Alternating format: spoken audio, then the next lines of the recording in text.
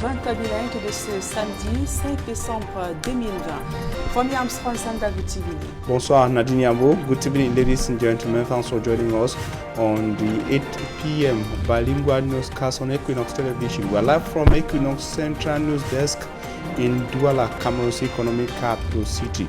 On our top stories are people in the middle of conflicting forces, the people of the northwest and southwest regions of Cameroon. 24 hours to the pioneer regional elections across the country. Parts of the northwest and southwest regions called the Anglophone Cameroon have been forced into a separatist imposed lockdown, a lockdown that has paralyzed economic and social activities. But councillors in these regions, just like others of the 10 regions of Cameroon, are poised to vote tomorrow if the regional elections will paint a picture of the northwest and southwest regions prior to the elections. In this edition of the news, the top story. À la une de ce journal, l'affaire Paul Chouta va-t-elle connaître une issue favorable? Après 19 reports, le procès du blogueur camerounais a repris cette fois-ci devant le tribunal de première instance de Yaoundé. Ses avocats se disent donc prêts à démonter de toutes pièces les accusations d'injures ainsi que de diffamation qui pèsent sur lui. Scène de joie et d'émotion intense à l'arrivée de Djali Amal à Douala après un parcours exceptionnel à l'international et sa victoire au prestigieux prix concours des lycées 2020.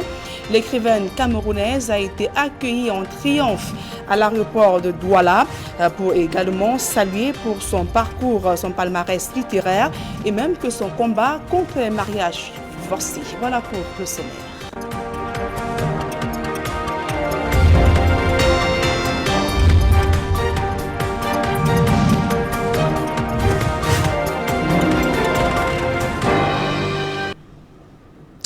Mesdames, Messieurs, une fois encore, bonsoir et merci d'honorer ce rendez-vous de l'information sur Equinox Télévision. Après 19 renvois, le procès du blogueur camerounais Paul Chouta a repris devant le tribunal de première instance de Yaoundé, centre administratif. Les avocats du blogueur expliquent qu'ils ont suffisamment d'arguments pour battre en brèche les affirmations d'accusation dans cette affaire. D'autres précisions dans ce reportage de Joël Essenga et Guizoko. Cela fait pratiquement 19 mois que Paul Chouta, le blogueur camerounais, est emprisonné à Kondengui suite à une plainte de l'écrivaine Calix Beyala pour cybercriminalité, diffamation et propagation de fausses nouvelles. Une audience de cette affaire vient de se tenir à Yaoundé ce 3 décembre. Nous n'étions pas là, mais le tribunal a tenu à ouvrir les débats malgré l'absence des conseils et malgré la sensibilité de l'affaire. Mais les débats ont été ouverts, le ministère public a présenté les faits en l'absence de la victime et a produit ces éléments de preuve, notamment le procès verbal d'enquête de flagrance, le téléphone de M. Chouta qui était détenu après son interpellation. Voilà l'essentiel de ce qui a été fait. Face aux accusations formulées par Calix Beyala et 19 renvois plus tard dans cette affaire, les conseils de Paul Chouta indiquent disposer d'arguments pour mettre à mal les accusateurs de ce dernier. Nous sommes prêts depuis le premier jour. Nous avons pris des dispositions pour démontrer le moment venu que M. Chouta n'a jamais écrit contre Mme Beyala, que M. Chouta n'a pas publié une vidéo contre Mme Beyala. Nous avons regroupé un certain nombre d'éléments sous l'angle de la loi qui soutiennent cette position. Il n'en demeure cependant pas moins pour la défense de Paul Chouta qu'une aura mystérieuse entoure cette affaire où les entraves se sont multipliées au fil des mois. Et cet appel a mis pratiquement 6 mois au niveau de la Cour. Donc, entre l'instance et l'appel, nous avons eu pratiquement 6 mois pour que le dossier soit retourné en instance afin d'être réenrôlé. Par plus d'une fois, ce dossier a été sorti du rôle de manière inexpliquée. Nous avons été obligés de saisir M. le procureur de la République du tribunal de première instance Yaoundé centre administratif. Nous avons été en dernier ressort obligés de saisir Madame la Présidente de la Cour d'appel. Parce que nous estimions que de manière logique, rien ne peut expliquer qu'un dossier soit sorti du rôle sans qu'aucune des parties n'ait posé un acte quelconque. Avec la reprise des audiences dans cette affaire, les avocats de Paul Chouta promettent de détricoter dès le 17 décembre prochain, date de renvoi de cette affaire, ce qu'ils qualifient de tissu de mensonges de Calix Beyala à l'endroit de leurs clients. Et parlons à présent de ce phénomène qui va grandissant au Cameroun. Il s'agit notamment de la cybercriminalité. Le fléau inquiète dans le septentrion, d'autant plus que plusieurs personnes sont victimes d'arnaques. Les entreprises, tout comme les administrations publiques, ne sont pas à reste. Et l'Antique vient donc d'effectuer un séminaire de sensibilisation à l'attention des magistrats ainsi qu'officiers de police judiciaire en Gaoundéré. D'autres précisions dans ce reportage de Jean-Blaise Loupéé et Eric Fopoussi. Les régions du Septentrion sont le théâtre d'une percée majeure de la cybercriminalité. Face à cette ampleur, l'Agence nationale des technologies de l'information et de la communication antique édifie le corps judiciaire des régions de l'Adamawa et du Nord sur les manifestations singulières des infractions cybernétiques et les outils permettant de collecter les preuves numériques y relatives. Nous avons réellement une grande proportion en ce qui concerne la cybercriminalité parce qu'il se passe une semaine que nous puissions enregistrer des plaintes en ce domaine. Il est question de se mettre à jour sur ces infractions et sur la manière de les réprimer et de ne pas avoir peur de prononcer des peines même si on estime qu'elles sont lourdes, elles sont importantes. Au Cameroun, la question est régie par la loi de 2010 relative à la cybersécurité et la cybercriminalité. Au rang des cybercrimes, l'on note entre autres le scamming ou l'arnaque réalisée par le moyen de l'Internet, le phishing ou attaque de pirates usurpant une adresse mail, un compte Facebook, un site web et les arnaques par mobile money. Les sanctions vont de 2 ans, 5 ans, jusqu'à 10 ans pour des infractions qui, dans le code pénal, sont plus douces. Et il nous a justement été particulièrement recommandé par la chancellerie d'appliquer la loi de 2010. Et les amendes aussi, elles ne sont pas des moindres. On peut se retrouver à payer plus de 5 millions de francs juste parce qu'on a introduit des données dans le système de quelqu'un sans avoir d'autorisation. Une mise en garde est lancée aux cybercriminels. Que ces cybercriminels tiennent vraiment, je leur envoie une mise en garde parce que nous allons dorénavant les traquer et dans leur dernier retranchement. Cette formation continue des magistrats et officiers de police judiciaire des régions Adamawa et Nord s'est faite au cours d'un séminaire de sensibilisation de 2 jours organisé par l'Agence nationale des technologies de l'information et de la communication antique. Et comme annoncé à l'entame de ce journal en littérature, après un parcours exceptionnel et élogieux à l'international, l'écrivaine camerounaise Djaïli Amal est de retour au Cameroun. Elle a été accueillie en triomphe par ses proches, amis, membres de la famille à l'aéroport international de Douala. Tous sont venus donc saluer son parcours exceptionnel, comme je le disais, de même que ses performances et son engagement littéraire. D'autres précisions dans ce reportage que signent Cédric Chouna, Cédric Dine et Kediara. Retrouvailles enflammées dans la salle d'attente de l'aéroport international de Douala. Djaïli Amadou Amal, le prix Goncourt 2020 des lycées, en larmes, dans les bras de son époux. Je suis très émue. Ça a été une grande émotion tout au long parce que ça dure quand même depuis septembre. La première sélection, la seconde, la finale des lycéens. Et je suis très fière aujourd'hui d'avoir remporté pour le Cameroun. C'est notre trophée à tous. Entre ses mains, le prestigieux prix littéraire, version lycée, qui a fait vibrer l'écrivaine, le Cameroun et le monde francophone pendant plusieurs semaines. L'écrivaine est reconnaissante de tout le soutien qu'elle a reçu tout au long de ce parcours. Durant ces mois de sélection, même les personnes qui n'avaient jamais entendu parler du concours, les personnes qui ne s'étaient jamais intéressées à la littérature se sont intéressées. À chaque fois que j'ai vu les vidéos des jeunes qui me disaient bon courage et tout, du Cameroun, partout, de toutes les régions du Cameroun, et également de l'Afrique. Je me sentais courageuse, je sentais que j'avais derrière moi une force positive qui me poussait à aller faire les interviews, à aller à la radio, à la télévision, défendre mon roman, défendre notre roman, défendre les couleurs de notre drapeau national. On a réussi. Ce concours-là, il est le meilleur parce qu'il vient du cœur. C'est les jeunes, 2000 lycéens qui ont voté. Attendu à 18h, le vol de Djaili Amadou Amal a finalement foulé la piste d'atterrissage de l'aéroport international de Douala à plus de 21h.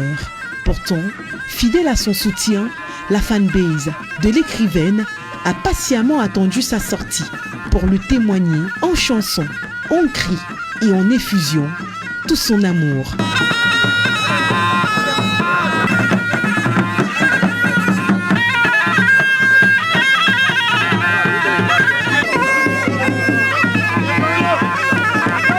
Pour le frère de Djaili Amadou Amal, le prix qu'elle a reçu n'est pas une surprise, mais la douce consécration d'un travail acharné, accompli depuis de nombreuses années. Nous sommes vraiment très heureux et très émus de la recevoir aujourd'hui, sachant tout le combat qu'elle a mené avant d'arriver là et le courage qu'elle a eu pour écrire tous ses romans. Le combat qu'elle est en train de mener pour la cause féminine dans le monde. Depuis tout petit, on la voit tout le temps dans ses bouquins, tout le temps en train d'écrire. On sait que ça devait arriver et c'est arrivé. Son époux, quant à lui, satisfait de son exploit, ne tarit pas d'éloges à son sujet. Nous n'avons pas pu retenir nos larmes, donc nous sommes très fiers d'elle.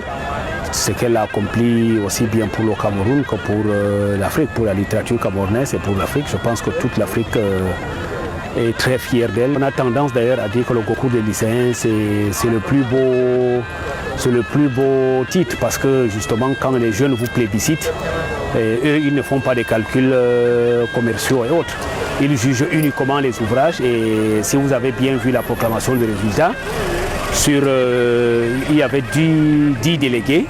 Elle a eu 8 voix, le deuxième venait avec 1 voix et le troisième venait avec 1 voix. C'est le 30 novembre dernier que l'écrivaine a été désignée prix Goncourt des lycées, après que l'écrivain Hervé Letellier lui ait ravi la vedette et a été désigné prix Goncourt 2020 avec son ouvrage intitulé L'Anomalie.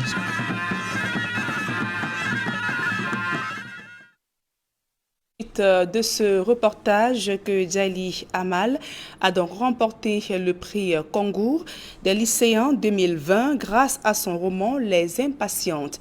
Donc une œuvre littéraire qui décrit la situation des femmes dans le Sahel, donc prisonnières d'une société oppressante. On parle politique à présent. Le RDPC bat le rappel des troupes dans la Sanaga maritime à la veille des premières élections régionales de l'histoire du Cameroun prévues ce dimanche. Objectif, faire le plein des voix. Écho des dernières heures de campagne dans ce reportage d'Ekoka Lobé et d'Éric Fopoussi. Le RDPC dans la Sanaga maritime fait le plein de confiance à la veille des régionales de dimanche 6 décembre 2020. Toute la semaine, Jean-Ernest Ngalé-Bibeye a fait le tour des 11 arrondissements du département. Le président de la commission départementale de supervision de la campagne du RDPC a demandé aux conseils municipaux de ne pas trahir la confiance de leur parti en votant massivement. Chers camarades, le parti, le RDPC, a-t-il mal fait de vous investir? Non. Le RDPC a-t-il mal fait de faire de vous des conseillers municipaux? Non. Le RDPC a-t-il mal fait de mobiliser tous ses membres pour cotiser pour votre campagne? Non. Ne l'oubliez donc jamais. Dans la Sanaga maritime, le RDPC contrôle 10 communes sur 11, mais le ministre des Transports prescrit la prudence. J'ai comme coutume de dire qu'aucune élection n'est gagnée d'avance. Même avec 242 grands électeurs sur 272, rien n'est gagné. Donc il faut les rassurer. Les 15 candidats RDPC, s'ils sont élus, entendent défendre l'intérêt des populations au niveau de la région. Moi, comme je l'ai dit, faciliter déjà l'accès au financement, comme je l'ai dit et je le dis toujours, et créer, faciliter, vulgariser ce qu'on appelle la création des PME, promouvoir même déjà la création d'entreprises, surtout dans le secteur agricole, cher au président de la République. Dont la Sanaga maritime, le RDPC qui compte 243 conseillers municipaux sur 275 est opposé au PCRN qui n'en compte que 30, au MLDC et à l'UPC qui ne possède pourtant aucun, les deux autres appartenant au SDF qui, lui, ne prend pas part au scrutin. Et dans le reste de l'actualité, la commune de Bonalea, dans le département du Mungo, est confrontée à plusieurs difficultés telles que le mauvais état des routes, absence d'eau potable et d'électricité. Le nouvel exécutif installé il y a quelques jours entend œuvrer afin d'offrir un cadre de vie approprié à ces populations. Le reportage de Isabelle Carole Zopet et Claude Eukwa. Bonalea dans le Mungo, qui vient d'être officiellement installé à leur fonction par le préfet de ce département. Il s'agit entre autres des difficultés d'accès à l'eau potable, à l'énergie électrique, du mauvais état des routes. Un réel calvaire pour les populations bien connues de ces autorités locales qui promettent de tout mettre en œuvre pour améliorer leur cadre de vie. Si dans un village en 2020, il n'y avait pas d'eau, en fin 2021, il faudrait qu'il y ait de l'eau. La lumière demeure une priorité également. L'entretien des routes va se faire. Nous allons construire un bloc de maternelle en Bonjo parce que nous nous sommes rendus compte que dans certains villages, les tout petits font 8 à 10 km pour aller à l'école, à la maternelle. En présidant cette cérémonie, le préfet du Mungo a instruit à ses élus du peuple de faire de ce peuple leur seule priorité et aussi de prendre toutes les mesures qui s'imposent pour barrer la route au Covid-19. Une obligation, c'est un devoir de nous protéger et de protéger les autres. Continuons à porter nos masques et à respecter toutes les mesures barrières visant à lutter contre la pandémie. Pour les populations de Bonalea, seule la réalisation concrète des projets pour améliorer leurs conditions de vie permettra de savoir si oui ou non elles ont fait le bon choix le 9 février dernier. Et dans la région de l'Ouest Cameroun, les habitants du village Bandrefam et ses environs rêvent de sortir un jour du sous-développement. Là-bas, plusieurs localités sont confrontées à un enclavement en raison de la vétusté du réseau routier. Les travaux de réhabilitation du tronçon Bangoua-Bangan sont donc en cours d'exécution. Ces populations espèrent que ces travaux vont donc impulser le développement de ces localités. Le reportage d'Élisée Borba et de Marcelin Gansop. C'est un projet majeur dans la mesure où c'est la première fois que le village de Bandrefam rêve de voir le bitume. Ces nuages de poussière ne seront bientôt qu'un lointain souvenir. Entre Bangoua et Baganfokam, en passant par Bandrefam, des engins sont en mouvement. On dirait l'hirondelle qui annonce le printemps des beaux jours. Les travaux de réhabilitation sont loin d'être achevés, mais les populations rêvent déjà de sortir de l'enclavement qui n'avait que trop duré. Je suis sur ces routes depuis 2003. Je pense qu'on a beaucoup d'intérêt. Nous, on gagne beaucoup parce que j'ai eu à perdre au moins 2 véhicules. J'avais d'abord la 92, après la TSL. Mais je vois que par rapport, depuis qu'on a commencé ces routes, j'ai fait 2 semaines sans aller au garage. Donc c'est beaucoup de bonheur pour moi déjà. Pour ceux qui peuvent connaître la valeur d'un véhicule, avoir un véhicule comme ça, occasion berger, et que ça ne te fait pas un an, ça c'est beaucoup de malheur.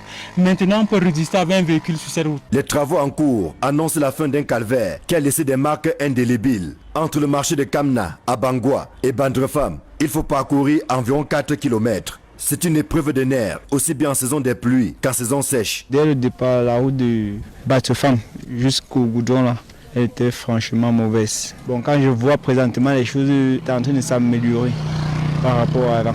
Et j'aimerais que le goudron arrive vraiment excellent. Ça va développer le secteur. Les activités vont mieux se dérouler qu'auparavant. Auparavant, quand il pleuvait, les mamans payaient 2 fois 2000 pour aller au marché. Je pense que dès à présent qu'on est en train d'améliorer la route, ça va encourager beaucoup d'elles de faire l'agriculture. Il n'y aura plus de dire qu'il a plu. Je pense qu'avec le temps même, le transport va diminuer. Heureux et motivés par les travaux entrepris sous l'égide du ministère de l'Habitat et du Développement urbain, les filles et fils de Bandrefam sont mobilisés autour de leur chef pour engager le désenclavement des différents quartiers et ainsi donner une chance au développement. Je suis tellement fière, heureuse, parce que là c'est un grand travail et il mérite des encouragements. Pour aller même au champ, pour se rendre là où elle cultive, ça devient plus facile qu'avant. Ça veut dire que moi qui suis jardinier, je fais ma tomate, je pose en route, la voiture vient me porter aisément. Je fais mes pastèques, la voiture vient me porter aisément. C'est ça le développement. J'ai vécu quelque chose d'extraordinaire. L'élan de cœur des fils de Bandrefam. Et cela pour moi témoigne, s'il en était encore besoin, de l'amour qu'ils portent pour les villages. Aujourd'hui, c'est une autre page de l'histoire de ce village, du village Bandrefam que nous écrivons à notre ère. Sur le terrain, les travaux se déroulent sans incident, qu'il s'agisse de ceux de la route principale qui ressort par Manja à Baganté, que ceux des voies secondaires qui permettent de désenclaver les principaux bassins de production agricole. Comme difficulté qu'on rencontre sur le site, c'est souvent les pierres. Le vœu des populations est de voir ce projet arriver à son terme dans les délais contractuels. Comme on lance les travaux là, que cela ne s'achève pas au milieu, qu'on finisse ce chantier, parce que la plupart des chantiers au Cameroun généralement, on ne finit pas cela.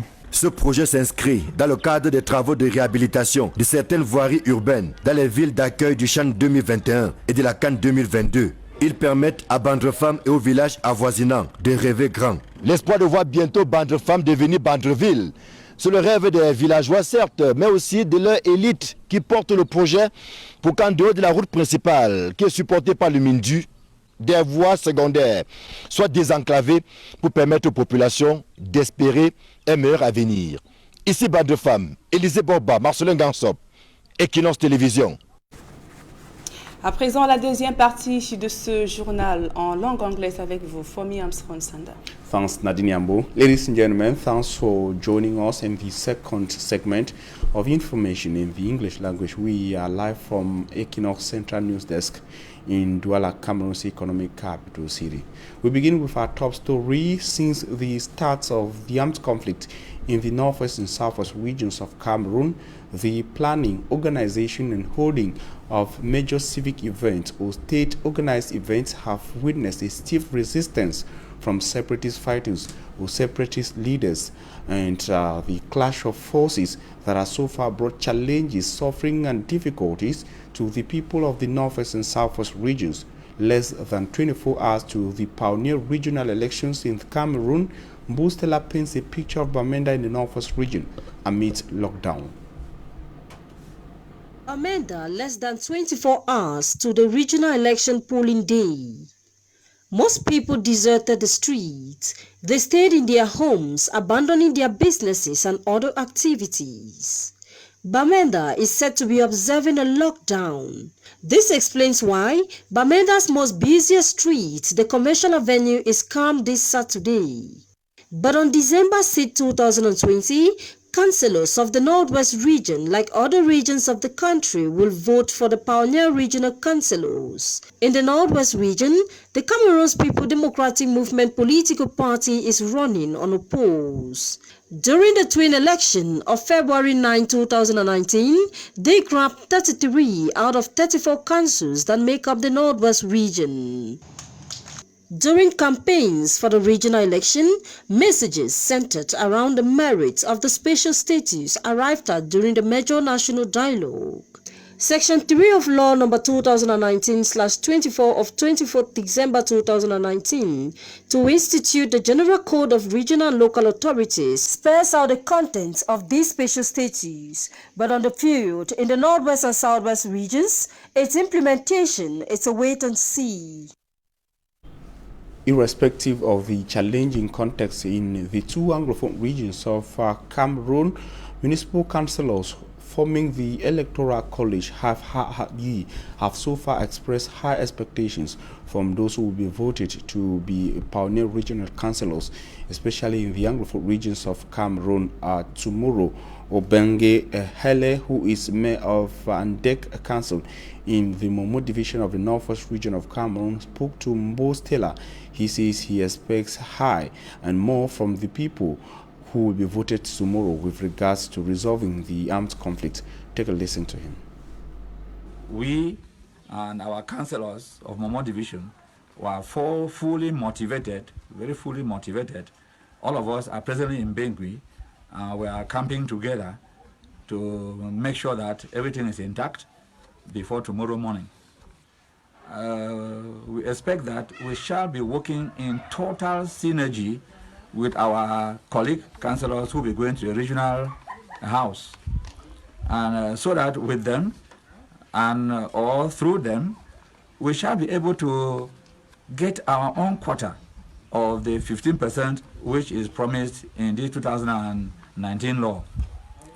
Because, you know, Momo Division is an enclave division with most villages there not accessible by vehicle up to date.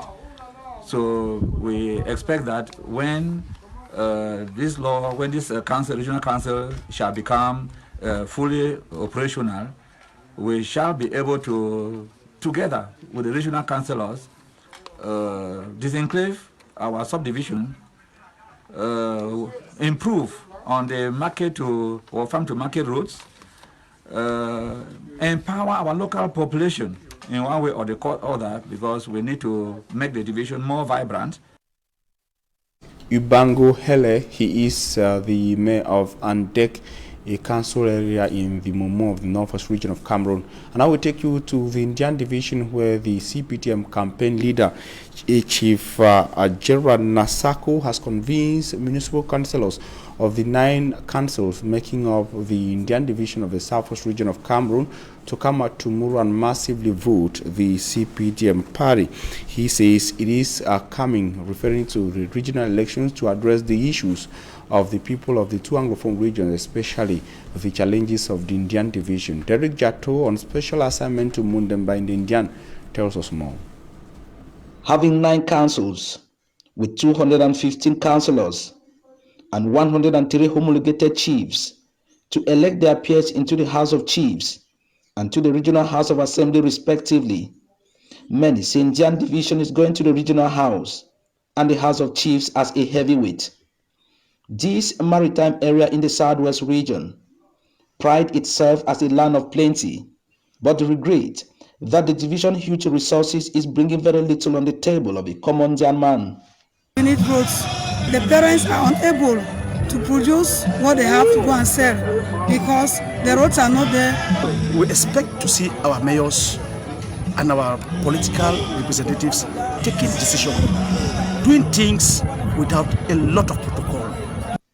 Closing the campaigns on the eve of the elections, Chief Frix Gerard Nasako, Indian divisional campaign leader, told these councillors that the coming of the regional elections is a direct positive response to their cry, and voting on Sunday is welcoming the change that generation even before them had been yearning for. This is a time for we're going to chat practical solution varieties to empower the councils of division so that they can be able to take care of their development at local level. Flipping back to trace how the nation got here, Honorable Ngale Daniel Etongo, reading the motion of thanks to President Paul Biya, reiterated the midwife role Chief Dr. Joseph John Gute, Cameroon Prime Minister and Head of Government, and son of Indian division played in the birth of this institution. Thank you to the President of the Republic for the confidence bestowed on a son of Indian, the Prime Minister and Head of Government, who managed the major national dialogue. These are the 13 candidates for the regional house from Indian division, and the list leader promised these councillors that they are going as developmental kingfishers and begged for their vote to back their action. More not be discouraged with their show say Simon the same way we will go there and we will make sure we will do the utmost best to come back with something. Earlier, the Indian Administrative Authority, headed by Fowang Lawrence, the senior divisional officer for the said division, assured both election personnel, the electorate, and the candidate of their security before, during, and after the elections. Amidst a challenging context, the people of the Indian division say they expect the area to be constructed. According to the inhabitants of Ndian, Ndian has not been constructed, and of course was in like other parts of the north and southwest regions of Cameroon that were destroyed within the context of the armed conflict. They expect a total construction of Ndian and not reconstruction. And now we talk something else. International Crisis Group blames the camps of President Paul Biya and Professor Maurice Kamto for what they say they are fueling a socio-political crisis in Cameroon. They warn that the challenges and the tensions fueled by these camps will add to the Anglophone crisis to collapse Cameroon. International Crisis Group accused these camps of sensing or pushing a political agenda in Cameroon on tribal lines. Innocent as it also small. International Crisis Group in its December 3rd report says Cameroon's national stability, already rocked by the armed conflict in the two English-speaking regions, is at the same time being ramshackled by tensions between President Paul Biya and Maurice Kamto as they two worlds along ethnic lines. These trends risk tear at Cameroon's national fabric, with more bloodshed likely if the government takes no corrective plan. From matters to better, the International Crisis Group (ICG) wants governments to enter talks with its opponents about the electoral system and move to make that system fairer. Pressure from influential powers and unions like United States, France, the EU and European countries will push for electoral reform. That government should introduce legislation barring ethnic discrimination and empower the National Commission for the Promotion of Bilingualism and Multiculturalism to enforce quotas for the country's many ethnic groups in public. With regards to organization of the regional election December 6th in the context of the COVID-19 pandemic, ICG knows government has only helped to exacerbate tensions. ICG is equally concerned with the way social media, especially Facebook, is used by both parties. That the Cameroonian politicians and the public are making more use of social media to press home their messaging and their views. While the growth of social media has been a boon for free speech, the sector is weakly regulated. Activists of all political persuasions use it to propagate misinformation, widen ethnic divides, and even incite violence. Inflammatory content online pitting Bulu and Betty against Bamileke has increased tensions. According to ICG, any action the government takes in the name of curbing hate speech is usually smokescreen for repressing its opponents. It adds the opposition on its part has done little to moderate its supporters' tone and instead blames the government for tribalizing politics to sow division amongst Cameroonians who oppose President Paul Biya. ICG also blames Facebook for not devoting adequate resources to stop toxic online discourse. ICG concludes that President Paul Biya should be wary of leaving behind a country riven apart not only by fighting and mounting separatist sentiment, but also by wider tensions endangering Cameroon's historically relatively amicable inter-ethnic relations. That acting now to mend fences with his opponents and cooperating with Facebook to stem hate speech would go some way towards minimizing that risk. Award-winning Cameroonian writer Jali Amal has been received at the Douala International Airport by family members in France. She came to Cameroon with the prestigious French literary prize dubbed Le Prix Goncourt de Lycée 2020. Margaret Fogwe tells us more. A lively crowd of family members and supporters at the Douala International Airport, ready to welcome the winner of the Goncourt de Lycée Prize. Jali Amadou Amal is her name. The 45-year-old Cameroonian who hails from the Diamari Division, Far North region, was proclaimed the winner of the 33rd Goncourt de Lycéens for a book titled Les Impatients. The book narrates the lives of 3 women known as Ramla, Hindu, and Safira as they contend with injustices of early marriage and gender-based violence in polygamous households. The story is inspired by Amal's own experience as she was forced into a polygamous marriage at the age of 17 and observations of women around her. 2,000 secondary school students voted. Out of the 17 secondary schools, 15 of them voted for my book. This is to show that they appreciate the book. And the fact that the youth voted for me, it shows that they are sensible to issues concerning violence against women. This is hope for the future. Seeing my wife with this award makes me proud. The award is a payment for hard work. Previously, Jali Amadou Amal also won the Orange Book Prize in Africa and the Pan-African Literary Prize the same year.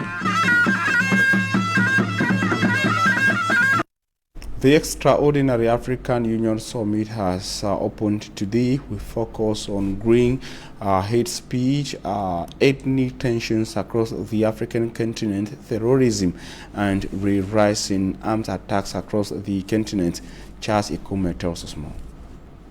Under the theme, Silencing the Guns, the African Union will hold its 14th Extraordinary Summit this December 5th and 6th by video conference. The objective of the summit is to reflect on the means to end conflicts on the continent already weakened by the proliferation of terrorism, violent extremism, radicalization, separatism, and the flow of illicit arms. The Pan-African organizations will also examine the root causes of various crises which destabilizes certain countries in Africa. A summit whereby the President of the Republic of Cameroon, Paul Biya, will be represented by his Minister of External Relations, Lejeune Belambela, to find solutions for an exasperated nation which has been suffering from a series of crises for close to a decade. The Boko Haram raids in the northern territory of the country, which has claimed several lives over the years, and the recent Anglophone crisis, which has hampered the nation's economy for close to 4 years and still counting, are the major problems in Cameroon and Africa at large. Reason why Ambassador and Permanent Representative of the Kingdom of Morocco to the African Union and United Nations Economic Commissions for Africa, Mohamed Arouchi, says the merciless fights against separatist militias and armed groups that threaten the stability of Africa is the way forward for a stable and economically healthy Africa. Focus on terrorism, radicalization, and extremism across the African continent. Ladies and gentlemen, that report brings us to the end of this edition of the Bilingual Newscast on Equinox Television. Thank you for your very kind attention. Nadine Yambo and I are leaving you in the company of interesting programs. Nadine, have a nice evening. Merci, Fomi Armstrong Sanda, fin de ce journal. Mesdames et messieurs, merci pour votre aimable attention et passez l'agréable moment en compagnie de nos programmes.